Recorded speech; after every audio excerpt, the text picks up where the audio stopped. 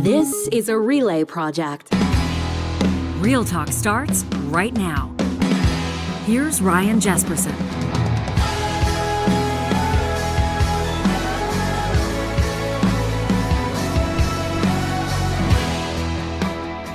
Hey, thanks for joining us on the show. Coming up in just a second, Charles Adler on a million different things, it feels like. I'm going to ask him about South Dakota's Governor Kristi Noem. We're getting deeper into the book. Well, I'm not actually reading the book. I'm just enjoying the interviews that she's doing about her book. You remember we talked to Charles about the this seems too early in the episode, Johnny, especially recording this on a Monday for this to be coming out of my mouth, talking about executing puppies in gravel pits.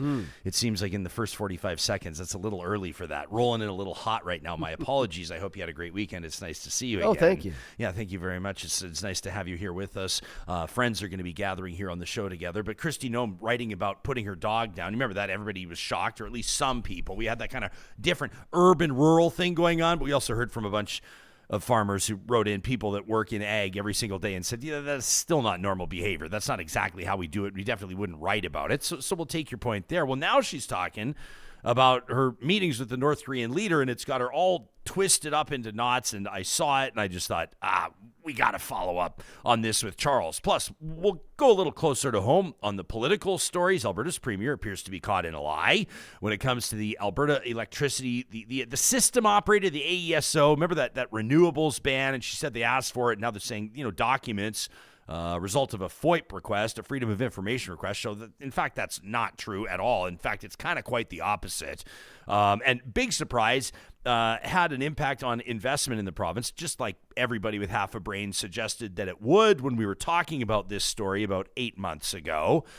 I also want to ask Charles, did you see this story? You saw this story in the New Yorker, the Seinfeld interview, where Jerry Seinfeld says basically the extreme left is ruining comedy, says that people can't joke about anything anymore. Any initial thoughts on the comments from arguably the most successful comedian of all time? No, I mean, he's been saying this for a while. I mean, he's been saying this for like 10 years. He stopped doing college campuses because they're too... He didn't say the word woke. I like how Jerry, he's the everyman. He doesn't want to piss off anyone. Want to offend so he doesn't say woke, but he just says, he doesn't want to go out there because, some opinions are too kind of narrow these days. So when I saw this, I wasn't very surprised. Yeah, he says in that New Yorker interview, and we'll play a clip of it, but he says he wouldn't be able to do a lot of the jokes from Seinfeld today. One example that he gives, he says, like, if Kramer decides to start a business of having homeless people pull rickshaws, because as Kramer says, well, they're outside anyway. Seinfeld says, you think I could get that episode on the air today? I would say probably not. No. I don't think so. So there's an example. Now, a lot of you will probably say, well, yeah, times change, things change, sensitivities change, awareness changes, empathy evolves. We'll see what Charles has to say about that. Plus, it is the first Monday of the month, the day that we're recording this, which means our friends at the Alberta Chambers of Commerce will join us for an Eye on Alberta Business. We're going to talk about taxes. I want to ask, Jason Leslie is going to be joining us from the Alberta Chambers. I want to ask him about this Pierre Poilievre op-ed. Did you guys see this in the National Post just a few days ago, published on May 3rd? Pierre Poilievre's memo to corporate Canada, basically fire your lobbyist, ignore politicians, go to the people, kind of calling out chambers of commerce across the country. So we'll ask Jason what he thinks about that. Plus, we'll talk about the small business or, corporate taxes, all the kind of stuff that's going to impact business bottom lines. If you're a decision maker, you do not want to be missing this segment presented by Alberta Chambers of Commerce. And of course, we'll wrap up today's episode. This is a special submission from Brady, who's 11 years old, and Brady and his parents check out every week on Real Talk. We love hearing this, presented by our friends at Kubi Renewable Energy, Positive Reflections, and Brady submitted a video, and we absolutely love it. So Brady, you are going to be featured in Positive Reflections coming up. This episode of Real Talk is happening with the support of Alberta's top real estate school. That's Relo, online at relo.ca. Better real estate training starts with Relo. What's so special about Relo? Online delivery, number one, which means it's going to work for you wherever and whenever. They've got experienced instructors interested in your success. And so the relationship starts as they're getting you prepped for your exam. You're getting certified. You get that license so you can practice real estate in the province of Alberta. And then they're going to help you as you launch your business with great tips and tricks, Pretty soon, you realize as you're helping people buy or sell properties that you are finding fulfillment in your job, unlimited earning potential, and you're not stuck in a cubicle. A great deal for you right now because you're hearing about this or seeing it on Real Talk with the special discount code Ryan100 at Rello.ca. You're going to knock $100 off your Alberta residential real estate bundle and the Alberta commercial real estate bundle. A double whammy with the promo code Ryan100 at Rello.ca. Well, the first episode of every week, our good friend, the Emmy Award-winning, legendary RTDNA Lifetime Achievement Award-winning talk show host Charles Adler joins us. And Chuck, this is a first, however. This is the first episode in Real Talk history that Charles Adler on Real Talk is presented by our friends at Tice Automotive Consulting. Charles Adler presented by Tice Automotive Consulting right here on Real Talk. Welcome to the show, pal. It's good to see your face. Thank you very much. Thank you very much to Tice. And Tice, good move, smart investment, best investment you've ever made. Yeah, that's what we told him. He says, we love Adler. He says, we love the segments. They listen to Real Talk all the time. And I'm going to be telling you a little bit more about what Tice is all about. Tice is, in my mind, a brilliant business model designed for people that need a vehicle, that are on a budget, that pretty much know what they're looking for, but either don't have the time to go find it or can't stand walking into car dealerships. That's what Tice is all about. And so we'll have more details on that coming up in just a little bit. You and I chatted about Governor Kristi Noem's book last time we talked, but further detail, the book hadn't been released, to be honest. People, some reviewers from, international magazines and the like had received copies of it, but it hadn't been available to the general public. She's now done an interview with Margaret Brennan about a passage in the book about her meeting with Kim Jong Un, North Korean leader. Before we get your take on it, Charles, let's roll it so everybody that hasn't heard the interview yet knows what we're talking about. Here it is. So you write about lessons learned in leadership, and you bring up some specific incidents I want to ask you about. You talk about meeting some world leaders, and one specific one, quote, "I remember when I met with North Korean dictator Kim Jong Un, I'm sure he underestimated me, having no clue about my experience staring down little tyrants. I've been a children's pastor after all." Did you meet Kim Jong Un? Well, as soon as this was brought to my attention, I certainly made some changes and looked at this passage. And I've met with many, many world leaders. I've traveled around the world. As soon as it was brought to my attention, we went forward and have made some edits. So I'm glad that this book is being released in a couple of days and that those edits will be in place and that people will have the updated version. So you did not meet with Kim Jong Un. That's what you're saying. I've met with many, many world leaders. I've traveled around the world. I think I've talked extensively in this book about my time serving in Congress, my time as governor, before governor, some of the travels that I've had. I'm not going to talk about my specific meetings with world leaders. I'm just not going to do that. This anecdote shouldn't have been in the book, and as soon as it was brought to my attention, I made sure that was adjusted. So the book is not released until Tuesday, and so we're doing all that we can to make sure that those changes are made, and I'm going to continue to focus on what this book is and the blueprint that it lays out for the American citizen, on all of the things in the background and stories of my life, but also what I think that needs to be identified in politics and what's broken today. I talk about how broken the money game is, how broken it is that we've got consultants that are getting rich off of elected officials, and then how fake some elected politicians are. Every single person in this country wants someone in elected office that's a human being, that doesn't say they're perfect. I take responsibility for that being in the book, and as soon as it was brought to my attention, I asked for it to be changed. So I'm glad that the release date is in a couple of days, and we're excited to talk to America about my new book, No Going Back. Okay. This is one of the most amazing things I've ever seen. Writes about it, or did she? Who knows who wrote the book? Narrates the book herself, by the way. So talks about the story again. And then now will not confirm nor deny that she met the dictator in North Korea and requests or insists no further comment. Before I do anything else, I just want to say that when Kristi Noem compares the little dictator of North Korea, Kim Jong Un, okay, she compares Kim Jong Un to the people that she worked with when she was a children's pastor.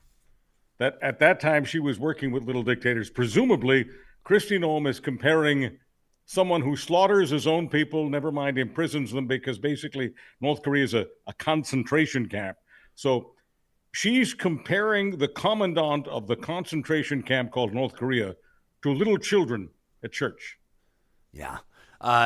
I'm starting to I mean, it's slowly washing upon us, though, as she says all of this, and we're talking about it again, and she repeats the title of her book, No Going Back, and I just did it again, that millions of people are going to buy it, and everybody's talking about it, and in a competitive publishing world, in a competitive media world, and in a competitive political world, she who wants to be the vice presidential nominee, the Republican running mate of Donald Trump, crazy like a fox.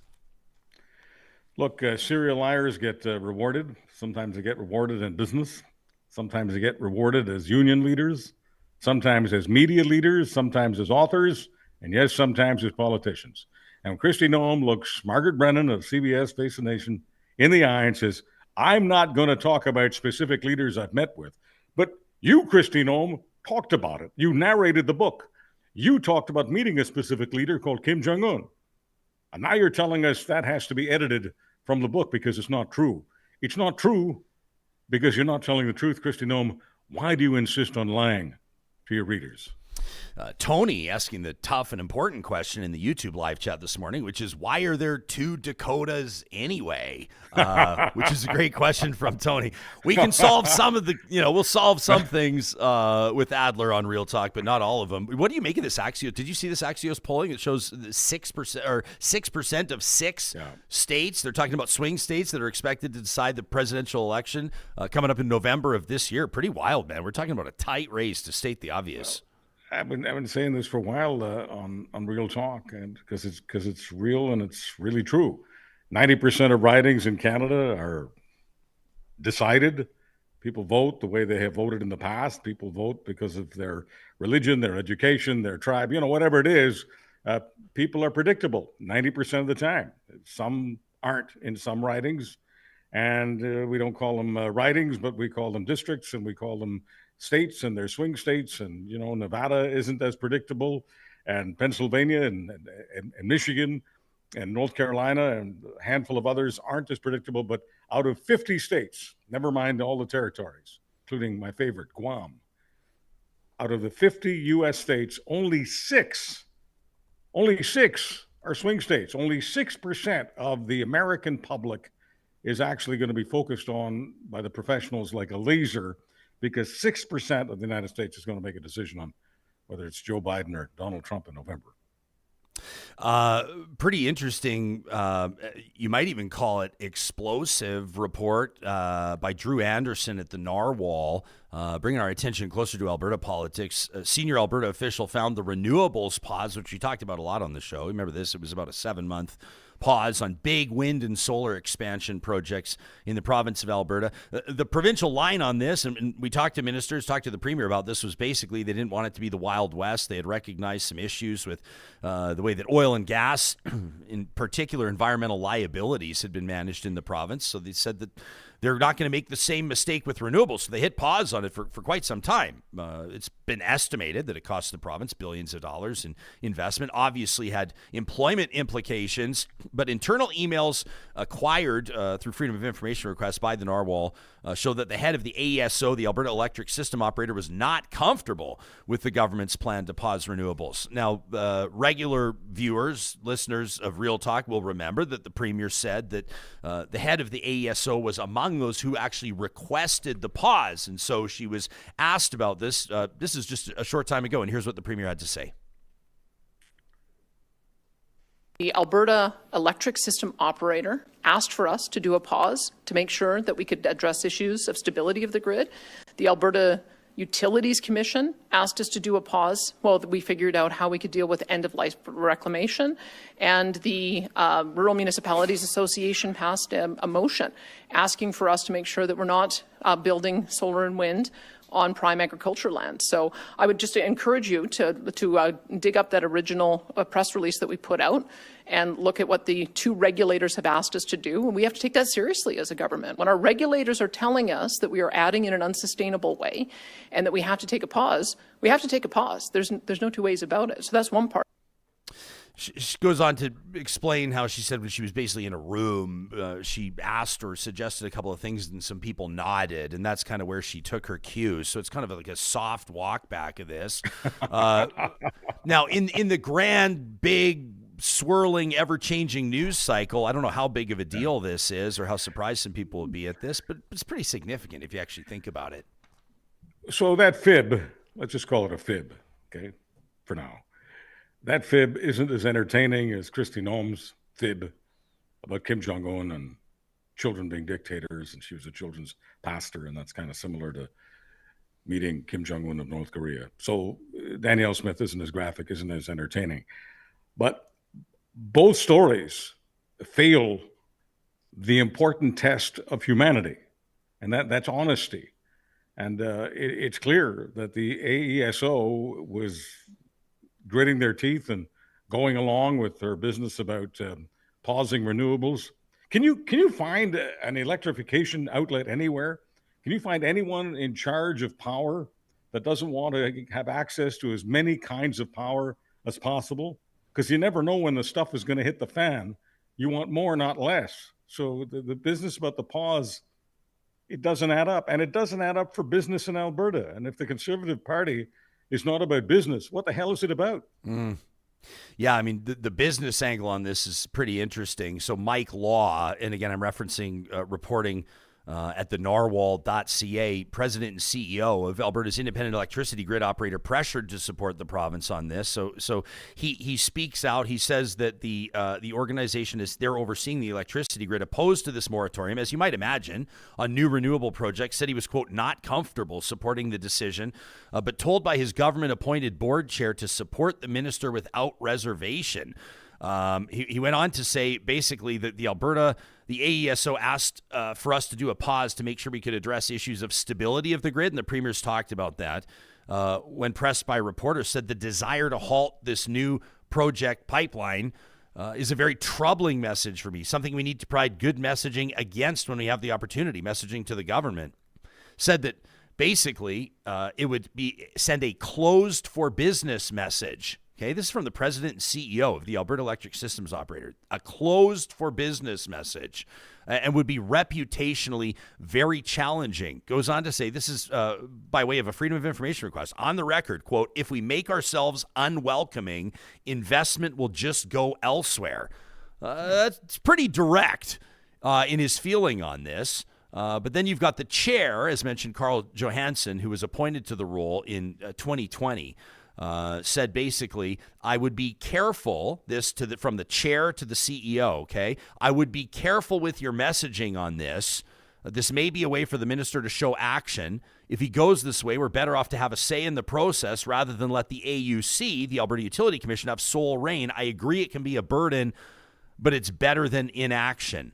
I would be careful with your messaging on this. So it shines or provides some insight for the general public by way of this long-form journalism to better understand what's motivating the decision, but also what was not a consideration in the decision, which was something that could be reputationally very challenging and very damaging to investment in the province, which, sending a closed for business message. I think of premiers. I haven't seen Danielle Smith with this photo op. I think of Doug Ford for sure. But how many politicians have stood in front of the open for business sign? Like, Alberta is calling, Ontario's open for business. Closed for business is an entirely different take. Well, I mean, look, if you're a conservative, your job is to say that you're always open for business. Look at how we treated our new client this morning, right? We're open for business. We love the idea that we got this new client, and we're going to do whatever we can to make sure the client is as successful as possible. Because that's what we do, and that's what pro-business people do. We understand that business is the cradle of opportunity. We want as many people in Alberta to have as much opportunity as possible. So if you're a conservative, you argue for business, okay? I'll use a word that Danielle Smith is familiar with, lobby. When you're a conservative, you lobby for business. But of course, Alberta needs not a lobbyist for oil and gas, they need a lobbyist for the entire province. But if you're conservative, you argue it's the NDP that stops business. It's the NDP that throws up roadblocks. It's the NDP that turns business into roadkill. That's what you argue when you're a conservative. Does anybody on God's green earth believe that Rachel Notley would have put a roadblock up to renewables? In just a second, I want to ask you about this Seinfeld interview with The New Yorker. I'm just curious for your take on it. I like that he said it. It's definitely pissing some people off, and the whole point of him making the comment was that he doesn't care if it pisses people off. And Seinfeld definitely a position where he doesn't necessarily have to care what people think about what he thinks, but he was happy to go on the record. So we'll put that in front of Real Talkers in just a quick second. As mentioned, moving forward, Charles Adler is presented weekly on Real Talk by our friends at Tice Automotive Consulting. You can find out more about what they do at ticeautomotive.com. Buying a vehicle should be fun, and Tice can make that happen.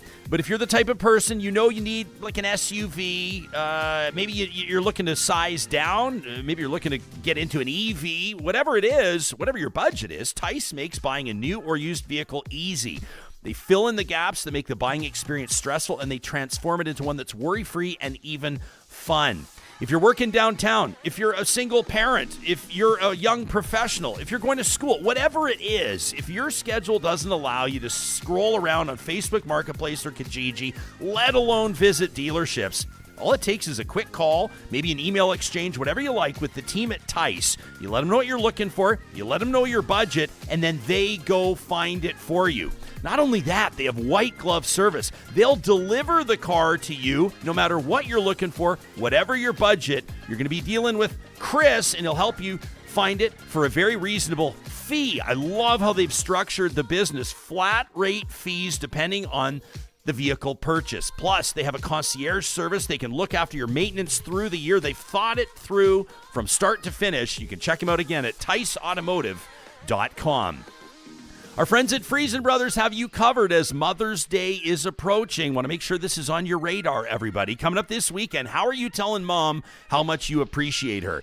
Catering by Friesen has you covered. If you go to their website, that's cateringbyfriesen.com, or link to it off their main page at friesen.com, you'll find wonderful options for a custom charcuterie box for Mom. For just $90, they're going to give you the absolute best of Alberta meats, Alberta cheeses, and all the accoutrements. It's a great way to treat Mom for all the things she does and spend time with her, and really great food. You can order your Friesen Brothers Mother's Day charcuterie box today at cateringbyfriesen.com and pick it up at any of their 17 Alberta locations. And this episode is receiving support from our friends at California Closets, who want to remind you that the team that's ready to talk to you, their team of designers, are available for a consultation that is absolutely free. They can talk to you about the custom closets and storage solutions they've designed for thousands of families that are finding the project was a perfect fit for their space, for their needs, and of course, for their budget. Whether it's an entertainment center, whether it's a laundry room, a secondary bedroom, a home office, or even your garage, California Closets has you covered at californiaclosets.ca. I love this from... Hey, by the way, I meant to do some research, Johnny. I think was it Pokemon? Alberta, remember I was calling him Alberta Ginger in the chat, and they said Jespo obviously doesn't know Pokemon. I think it's Ganger, Alberta Ganger. I hope I've pronounced that correctly, but in the chat says, I can't wait to hear more about Tice Automotive Consultants. They say, I'm looking for a summer beater, but walking into a dealership instantly makes me pissed off. Alberta Ganger, you are the target customer for Tice Automotive Consulting. So best of luck. Make sure you let them know that Real Talk sent you. Hey, so Chuck, Jerry Seinfeld does this interview with The New Yorker, obviously to promote his new film, which is a kind of a super fun take on the 1960s cereal wars between Kellogg's and Post. But as The New Yorker does very well, they start digging into bigger issues, bigger thoughts around comedy, and Seinfeld starts talking about how the craft, the art, has come under attack, so to speak, by the extreme left. Here he is. It used to be you would go home at the end of the day, most people would go, oh, Cheers is on, oh, MASH is on, oh, Mary Tyler Moore is on, All in the Family's on. You just expected there'll be some funny stuff we can watch on TV tonight. Well, guess what? Where is it? This is the result of the extreme left and PC and people worrying so much about offending other people. Mm-hmm. When you write a script and it goes into 4 or 5 different hands, committees, groups, here's our thought about this joke, well, that's the end of your comedy. They move the gates, like in skiing. Yeah. Culture, the gates are moving. Your job is to be agile and clever enough that wherever they put the gates, I'm going to make the gate. Political correctness is all about restricting freedom of expression, and it makes sense why comedy would suffer as a result. And the ironic thing is that the less we've made fun of race, religion, and gender, the more sensitive people have gotten about those topics. So let's ditch the woke stuff and bring back good comedy. All right, so we wanted to share that. That's shared by The New Yorker. Your thoughts on what Seinfeld had to say? There is no subject that you've brought up on this show today, and perhaps this year, than this one. It's not about Seinfeld. It's not about political correctness. Not about woke, woke, woke, woke, woke. Okay? It's about humor. Okay? Humor is the great lubricant of life. You check out your life and you think about all the people in your life that really matter to you, the people who really inspire you, the people who put more spring in your step, put a song in your heart. Every one of them has one thing in common. They have a great sense of humor. And what does that mean? It doesn't mean that they're just funny. Funny isn't enough. It means that they don't take themselves seriously. So you can actually communicate with them. And you don't have to worry about making a mistake, whether it's a mistake about race or ethnicity or all the favorite topics that the wokers and jokers like to talk about, okay? It means that you can actually communicate on the same level as the other person. It means that you can have empathy for them, and most important, they have empathy for you. People with no sense of humor are under suspicion, as far as I'm concerned. Anybody I've ever interviewed who was any good, it didn't matter whether they were from the arts or politics, economics, universities, unions, it didn't matter. If they lacked a sense of humor, something was wrong. And I was unable to connect with them as much as I could with a person who had a sense of humor.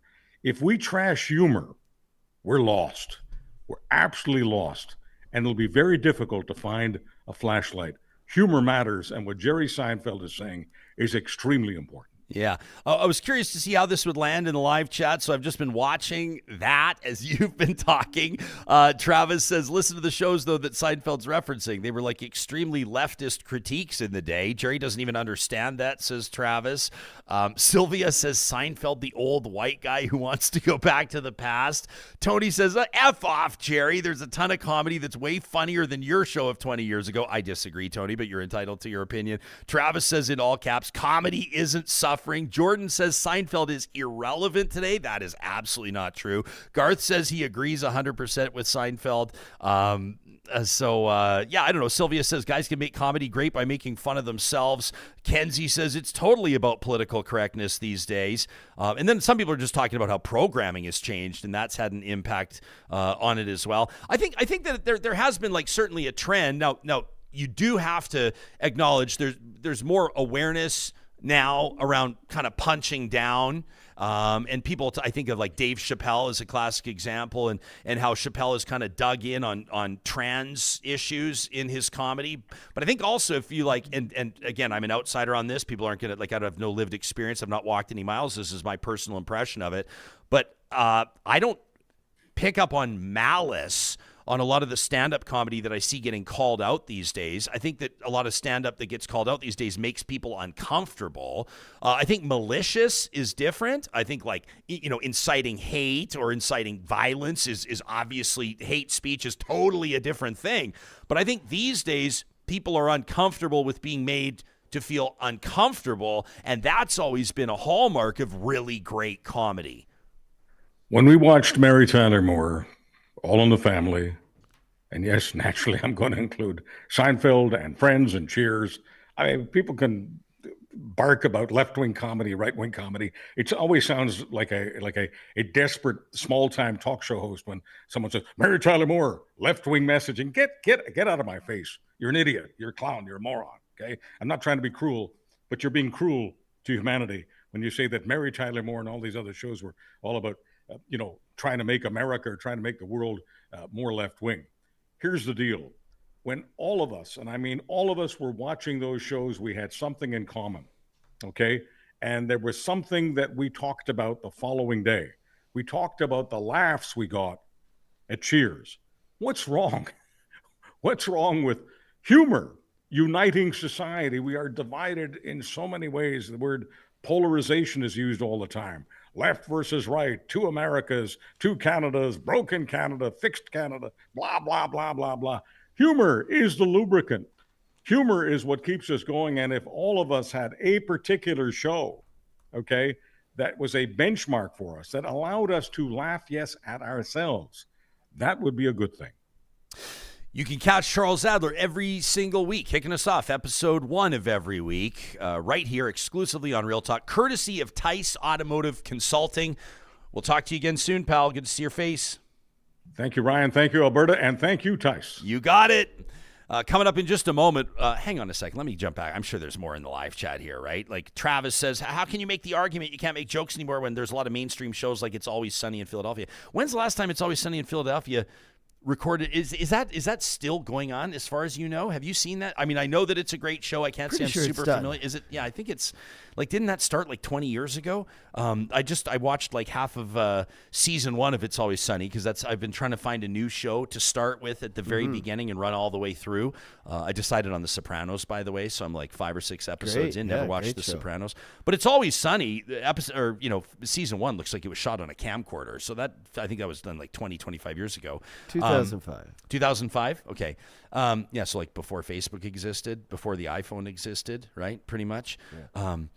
People are saying, Ryan, Kenzie says, Ryan, you thought the Picton t-shirts were hate speech. What the The Picton t-shirts? That was the Danger Cats comedy troupe. First of all, I didn't say hate speech, but like they're in horrific taste. They're absolutely brutal, making fun of and monetizing the murder of prostitutes. That's, I don't think, what we're talking about here. I don't think that's what Jerry Seinfeld's talking about, but I appreciate you listening to enough episodes that you remember us having that conversation. Always Sunny, still on the air. Is it really? Well, not confirmed, but season 17 might. Wow, happen, yeah. That's impressive.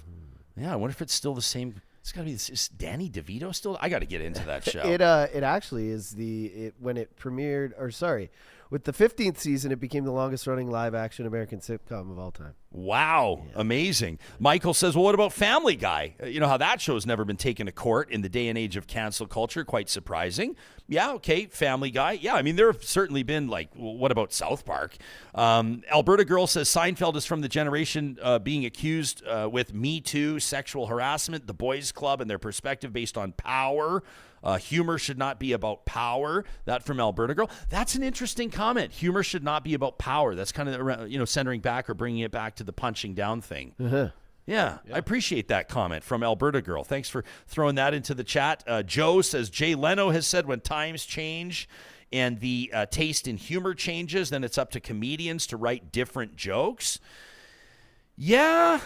Who's calling the shots on humor? Who needs to? What role does stand-up comedy need to play? I don't know. I mean, George Carlin stands up today. I mean, I guess depending on who you talk to. You listen to some of Eddie Murphy's stuff, and it's like, ooh, like Eddie Murphy raw. Yeah. Now, like I don't think you could. I mean, I guess you could do it. I don't know how it would land. A lot of the stuff is like I listened to a little bit of it maybe about a year ago, and I was like, wow. I mean, it's like super homophobic, and I think it's just like there's a lot of language. Even if you look back to like movies that were big for, I mean, my vintage. I'm just turned 47, so like the 77 borns. But our era of, let's say, like 35 to 60 or 35 to 55, like the movies that we thought were funny, like all the Adam Sandler movies. You go back and some of the like innuendo or some of the jokes in those even doesn't really stand up 20 years later. It's like, ooh. This was all before like on-demand internet porn too. So every movie, remember, like especially the 80s, late 80s, early 90s, everything was over-sexualized. It was always like guy movies of them spying on the neighbor in the shower, and then just lightly, like almost rape culture stuff is in there. I know what you're saying. I watch them back nowadays and I'm like, how did this ever pass back in the day, right? Yeah, no kidding. Alberta Rancher says, I guess people would just rather watch like Big Brother and shows where you like cheat and do backhanded things and carry on like there are no rules. Yeah, who knows? Yeah, but definitely, audience has changed for sure. Reality TV is great, though. Yeah, I mean, yeah, it's fun. Yeah. Garth goes on to say people are fragile today. You're only allowed to make jokes about straight white men and nobody else. Justin says after a certain level of success, it seems like comedians are like completely disconnected from their audience, and their comedy just ends up being about how aggrieved they are. Yeah, I do agree with maybe. that. Yeah. I think it's funny, like all these millionaires talking about, this really bothers me today. I'm like, if I had all your money, nothing would bother me. I'd be on an island. What are you even talking about? But yeah, it has turned into, especially the big comedians. We're talking about like Dave Chappelle, who's the guy who hosted the Golden Globes or whatever forever. You love him. Ricky Gervais. They're all. Their comedy has just turned into them bitching that they can't do their comedy, which is kind of like, I'm like, okay, I get it, but like you're doing it right now. You're doing it right now and getting paid handsomely for it. Gilles says comedy is a product. If people don't find it funny any longer, they won't purchase it. You can't complain when your product is no longer desirable. You have to evolve when societal trends change. Meantime, Noob Try Again jumps in and says, South Park is clever humor, though. They always have, and it 100% is, they always have two storylines going on at once. Usually there's subtext commenting on society. Says, I hated it at first, but I really appreciate it now. You can send us a note, talk@ryanjesperson.com. Maybe this is a great submission for the Flamethrower. Fridays on Real Talk, which is going to be on Wednesday, by the way, this week. It's a short week for us here on Real Talk. Wednesday will be our final episode of the week, and then we're going to bring you a couple special edition episodes Thursday and Friday, but the Flamethrower will be on Wednesday this week. So if you got something you got to get off your chest, courtesy of our friends at the DQs of Northwest Edmonton and Sherwood Park, send that to us in email form at talk@ryanjesperson.com. Coming up in just a second, we're going to put an eye on Alberta Business. Well, as a matter of fact, Jason Leslie's got his eye on Alberta Business with the Alberta Chambers of Commerce. But before he does, if you missed our most recent Real Talk Roundtable, we were hanging out with 3 filmmakers, matter of fact, 4, when we had one join us from California to talk about his film, Ben talking about the cigarette surfboard, but an in-studio roundtable leading up to NorthwestFest, which is Canada's longest-running documentary film festival. And I wanted to put this in front of your radar. Now, this festival kicks off May 9th. They've got about 20 films, all nonfiction, documentaries, basically. You're bound to find one that will grab your attention, grab your interest, and not let go. But we here at Real Talk are proud to support NorthwestFest for the exact reason that the festival director, Guy Lavallee, identified on our Friday episode, on our Real Talk Roundtable. Fascinating stuff on how COVID and the introduction of Tiger King, one of the most popular, one of the most watched documentaries of all time, actually kind of hurt documentary film festivals. When the pandemic hit in March of 2020, it was the perfect storm because that's right when Netflix released Tiger King. And everybody was stuck at home and everybody watched Tiger King, and then suddenly their algorithm was, you might also like, and it was filled with documentaries. So suddenly everyone was at home realizing, oh my God, I can watch all these documentaries at home. I had no idea there were so many. So you would think, oh, that increased people's interest in docs, which it did, but it also increased their interest in staying home and watching them on TV. What we really need also is for people to come and see the films at the theater. It supports the festival. It supports the Metro Cinema, which is the only art house independent theater left in this city. And the way you should watch a movie. It is the way you should watch a movie. You come in and the curtain opens and then you see it. It's like, it's the perfect You have the best bookend. popcorn. The popcorn's so good. They're licensed. You can have a beer in your seat. Exactly. And the cool thing about the film festival is that these are opportunities to see films before they're anywhere. Yeah. And sometimes even the only place The only to see place. these films. Exactly. Like, an independent film hopes to be able to be seen somewhere publicly, but ultimately we're all just trying to find an audience, find people who are interested in the story that we're telling. And so if this is the only place to be able to see it, this isn't something you can pick up on Netflix. You can't wait for, the whatever, Amazon Prime or That's whatever really to pick up this interesting film. because I could send you a list, literally. I could probably sit down this weekend and compile a list of great films I've programmed at various festivals over the last 15 years that people loved, right? You saw the audience ratings, like people loved, and never heard from again. That was from our most recent Real Talk Roundtable. The other two that you were hearing there was Katrina Beatty, who's the producer of The Wounds Within, an endometriosis story. Fascinating stuff. I barely knew anything about that. Learned a lot from the roundtable. Film very well done. And Blake McWilliam, who's the director of Send Kelp.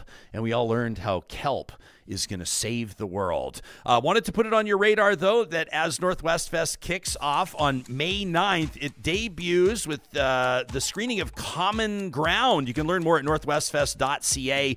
This is the highly anticipated sequel to the 2020 documentary Kiss the Ground.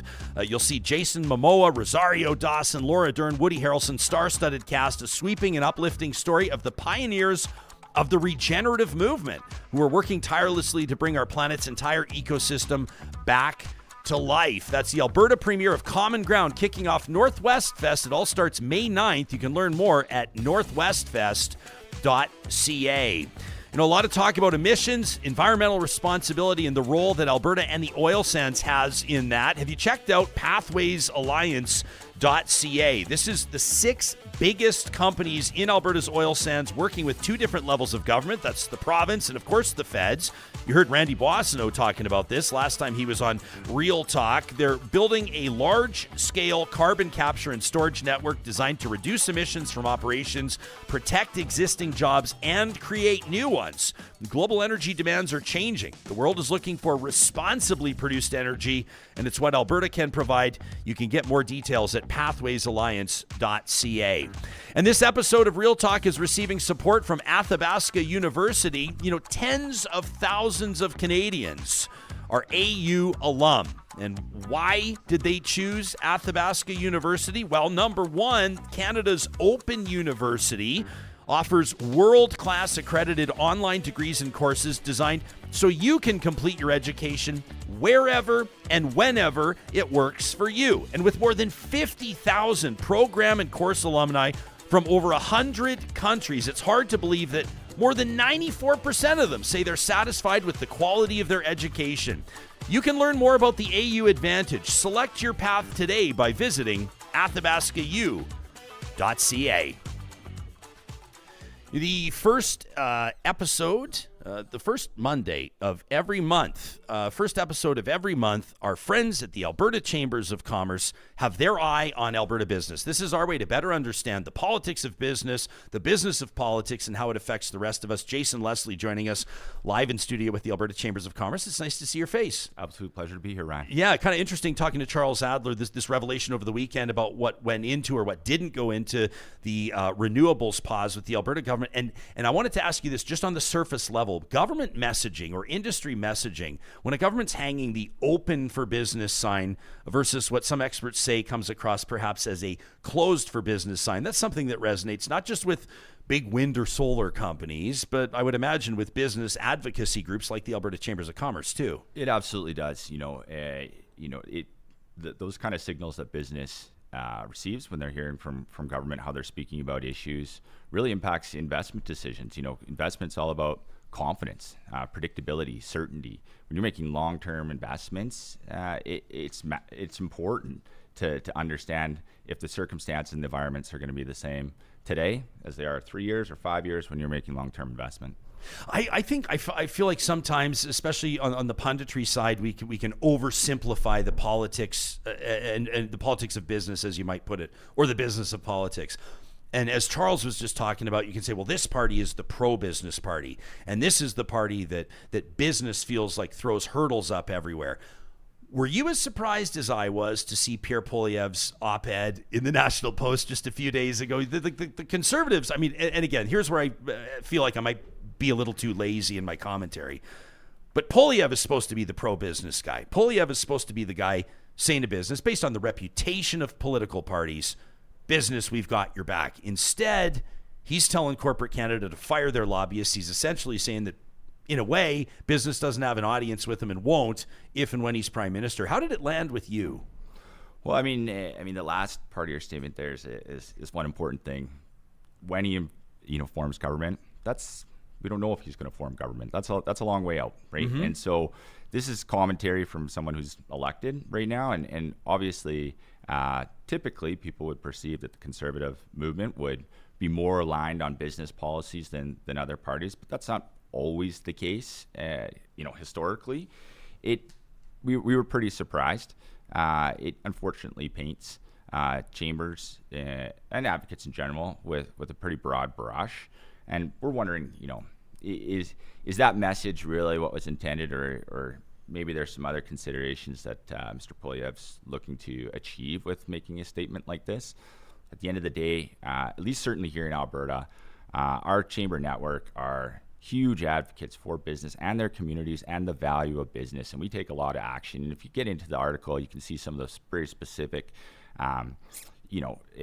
critiques that Mr. Poilievre levies against different advocacy groups. And here in Alberta, you just have to think about our network's vote prosperity campaigns in the last 2 provincial elections. Like, that was getting the message and importance of business out into communities, engaging candidates about the value of business and why that matters to everybody in the province. For people that haven't heard it, I want to read some of this because it's wild. This is Pierre Poilievre writing this. Okay, so he submits this opinion piece to the National Post. They obviously publish it.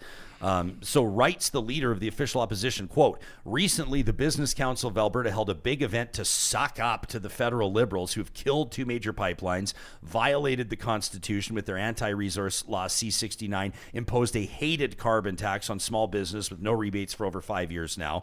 Obviously, that's changing with the current budget. But he goes on to say all Alberta businesses should cancel their memberships and stop giving money to the Business Council. Small business should stop supporting the CFIB, the Canadian Federation of Independent Business. This is where I went, whoa. He goes on to say sucking up to anti-resource, high-tax, big government politicians has and will bring more anti-resource, high-tax, big government policies.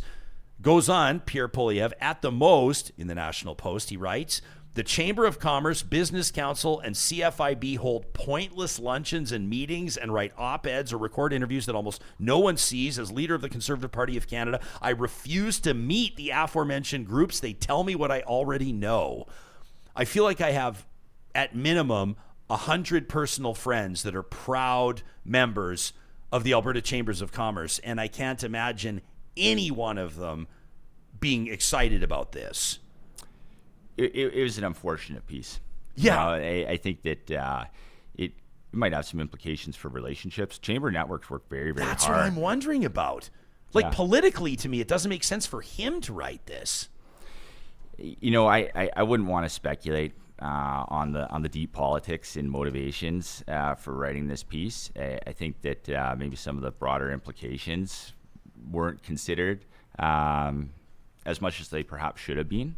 I know here, as I said before, here in Alberta, our chamber network works very, very hard on behalf of business to work with government, those who are elected, and actually making policy changes to try and advance business interests. And we work really hard to communicate and engage the public with the value of business and why that matters to us all. It's obvious that you're in the relationship building and relationship maintenance business by how you're approaching and answering this question. If I'm a member of a Chamber of Commerce, I'm going, what the hell? Like, I understand if Pierre Poilievre says, if you're part of a group that's chaining yourself to old growth trees, or if you're part of a group that's blocking railways, you're not going to get meetings with me. To say it about Chambers of Commerce, I just went, geez.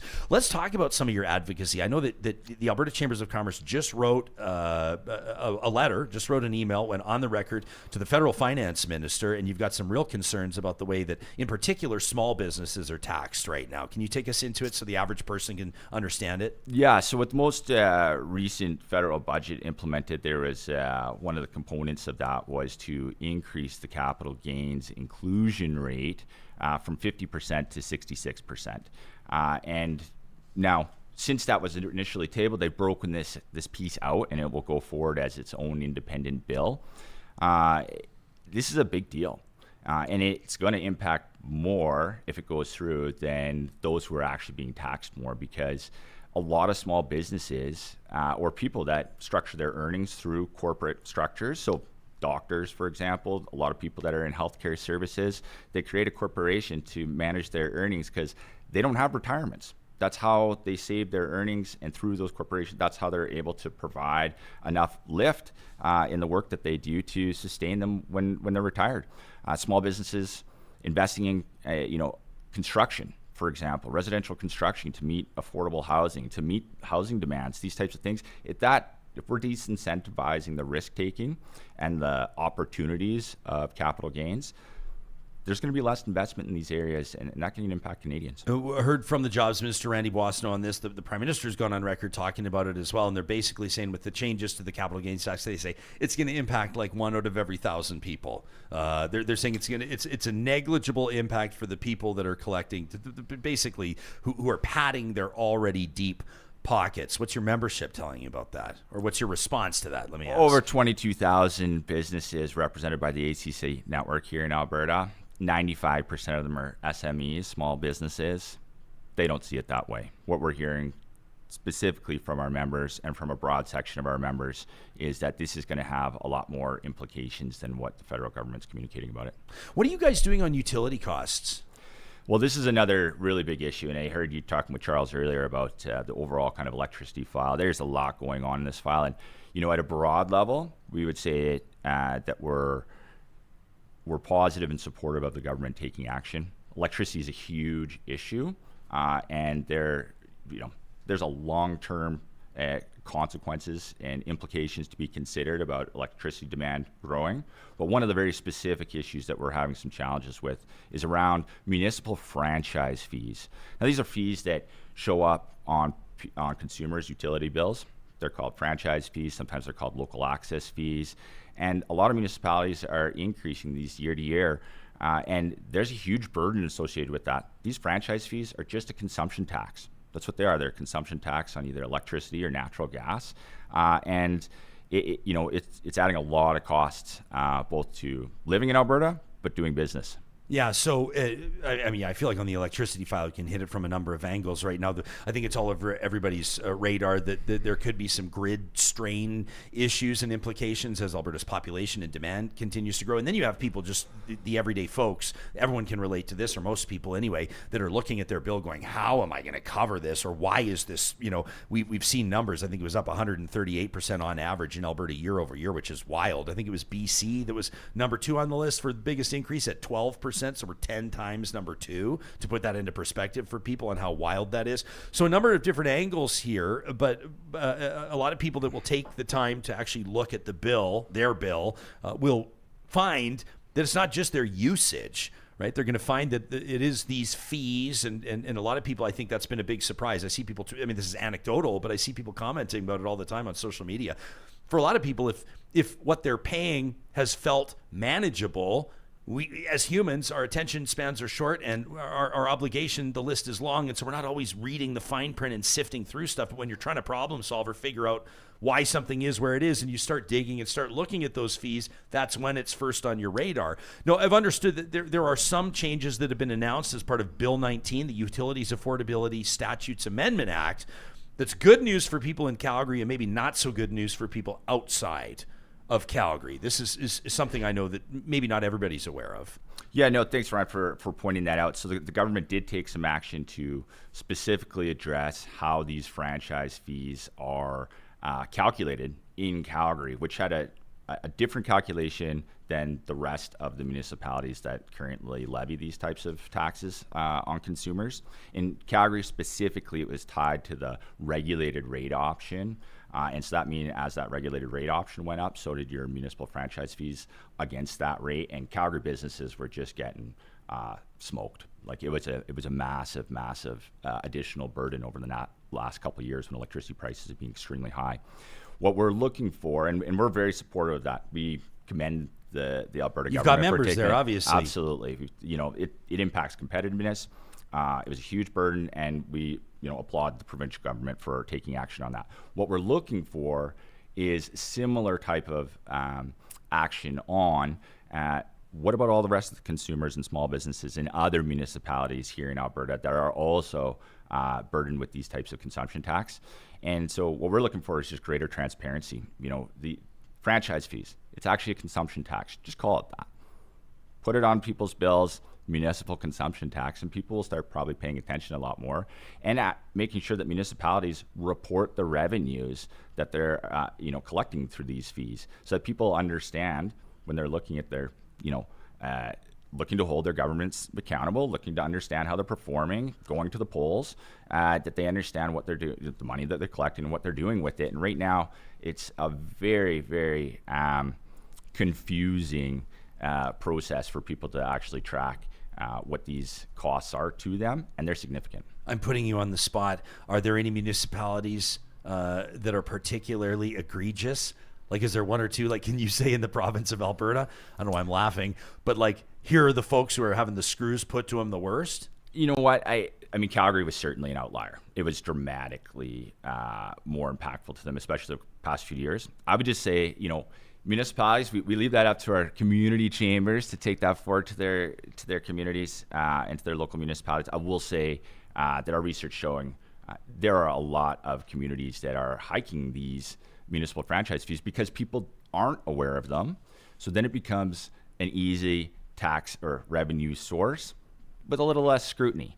So it's easier to get by on raising franchise fees than it is to propose a change to an increased property tax. How would you characterize this provincial government to the Alberta Chambers? Receptive, like open, like are there good channels of communication? Do you feel like you have a voice? How many members did you say? How many member businesses? Over 22,000. 22,000. That's remarkable. Do those 22,000 businesses have the ear of the province? You know what? This government has been very receptive to working with the Chamber of Commerce network. They're strongly supportive of small business and business overall. And so we've had good relationships, and they are receptive to when we bring forward issues. That's good to hear.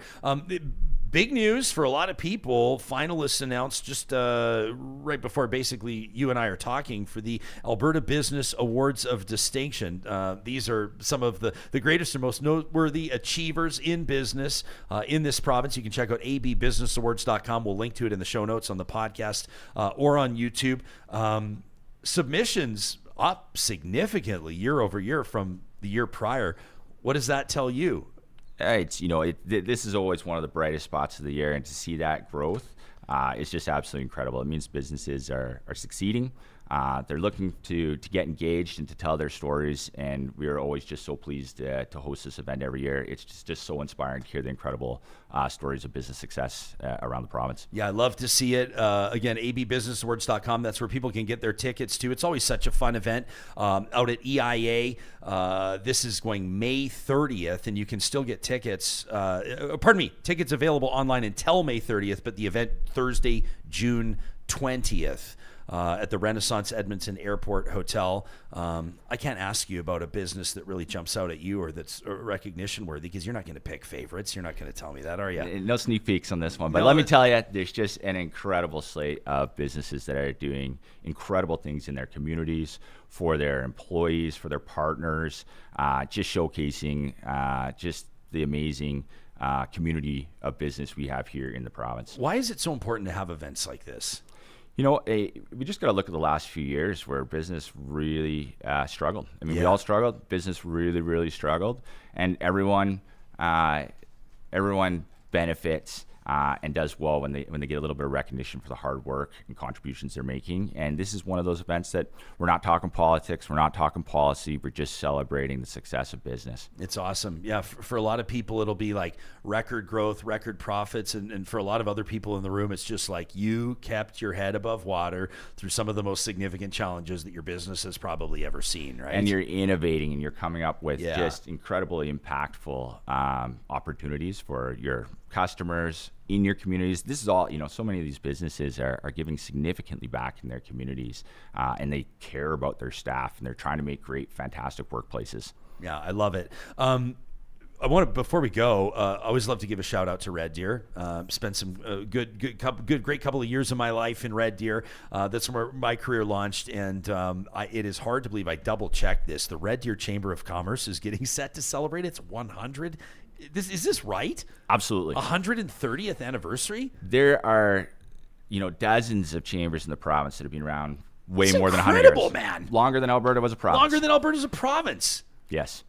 Yes. Unbelievable. And so the Alberta Chambers AGM and your policy plenary, which goes May 23rd to 25th, and people can sign up to become a member if they're not already, right? Absolutely. If you want to like mix and mingle and surround yourself with and learn from and benefit from and maybe even, shake some hands, do some business. I don't know. There we go. Check There we out go. abchamber.ca to learn more about this, the AGM coming up May 23rd to 25th. But yeah, I was blown away. 130 years, the Red Deer Chamber. Yeah, and then on Saturday evening, we're going to be hosting the Premier. We're so thrilled she's going to be coming to the gala dinner, where the Red Deer Chamber is also going to be recognizing, celebrating members. They have, numerous members, more than 50 years, 40 years, 30 years, like a room full of them. So we're going to be celebrating the success of business in Red Deer and looking forward to it. Do you know how many businesses would have been there since inception? How many 130-year-old businesses there would be? I'd be curious to know. There's got to be at least one.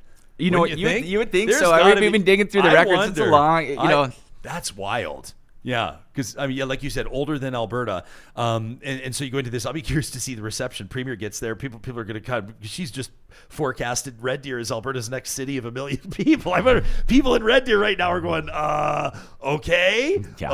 Like if I'm the mayor of Red Deer, I'm like, oh wow, okay, we'll see how that goes. Growth is knocking. Growth is knocking in Red Deer. So at the AGM, what can people expect though? Obviously, you're going to have a whole bunch of new policy, this policy plenary, so people can kind of sink their teeth into that. Is there like a general theme or anything in particular that you want people to know about what's coming up at the AGM? Yeah, it's really about making the business environment here more friendly and allowing businesses to scale up. So, looking at ways to streamline opportunities to do business, grow business, start businesses. Those are the kind of issues that come up. There's a wide range of them, and we look forward to advocating the new slate of policies coming. Okay, cool. And then later this month, you guys are rolling out your next your provincial priorities survey, which is a great way for members of yours to have their say. Absolutely. So, we'll share that link with you. You can get it out to your listeners. You bet. Ryan, and we really appreciate you always doing that. It's a great channel for businesses to articulate, what their priorities are for the province and just for people's awareness.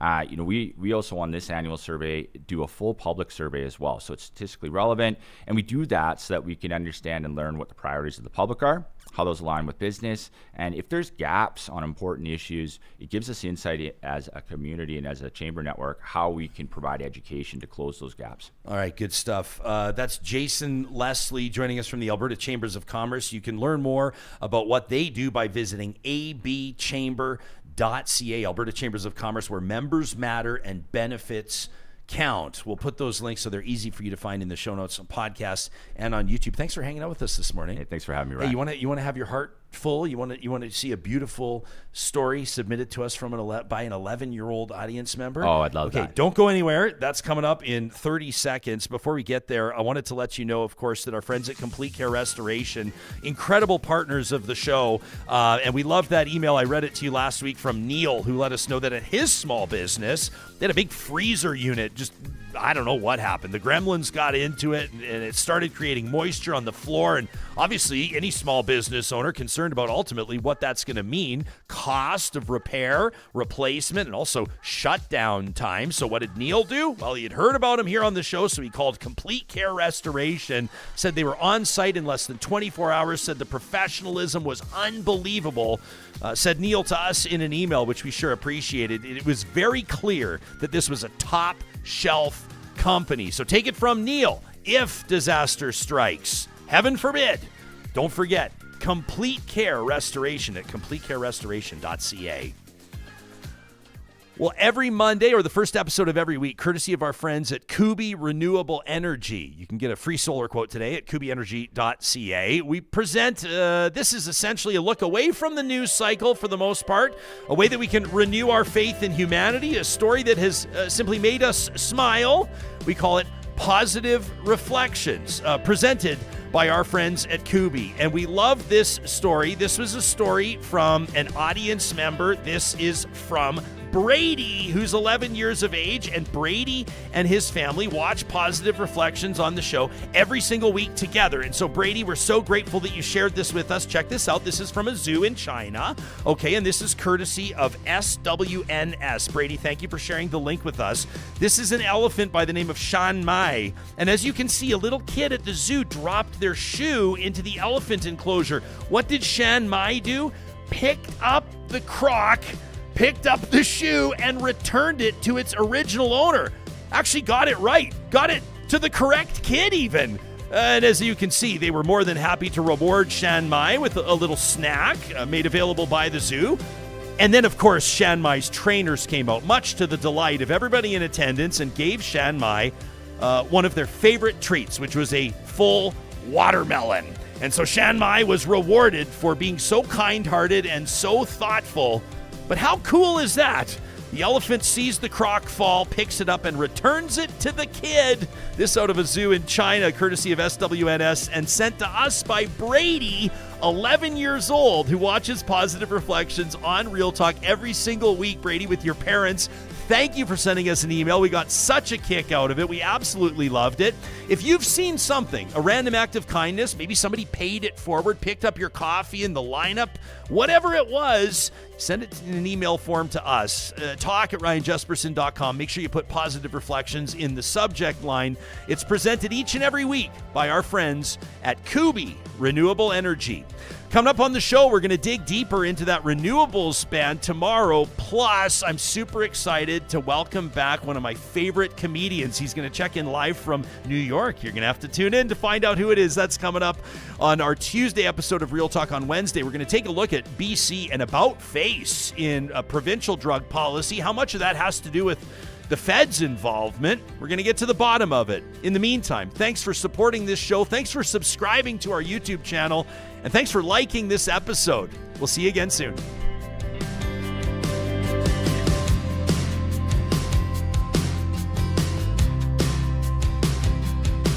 Real Talk is hosted by Ryan Jesperson, executive producer Josh Dunford, technical producer John Hicks, general manager Katie Cook-Chivers, account coordinator Lawrence Derlego, human resources Lena Shepard, website design Mike Johnston, voiceover by me, Carrie Skelton. Real Talk's editorial board is Supriya Dwivedi, Ahmed Ali, Brandy Morin, Ann Castleman, Corey Hogan, Harman Kandola, Catherine O'Neill, and Chris Henderson. Member Emerita, Julie Rohr. Real Talk is recorded in Edmonton,